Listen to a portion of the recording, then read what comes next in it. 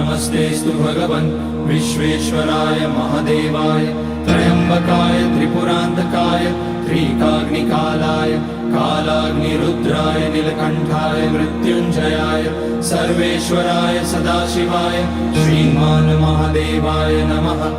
ॐ नमः शम्भवाय च मयोभवाय च नमः शङ्कराय च मयस्कराय च नमः शिवाय च शिवतराय च।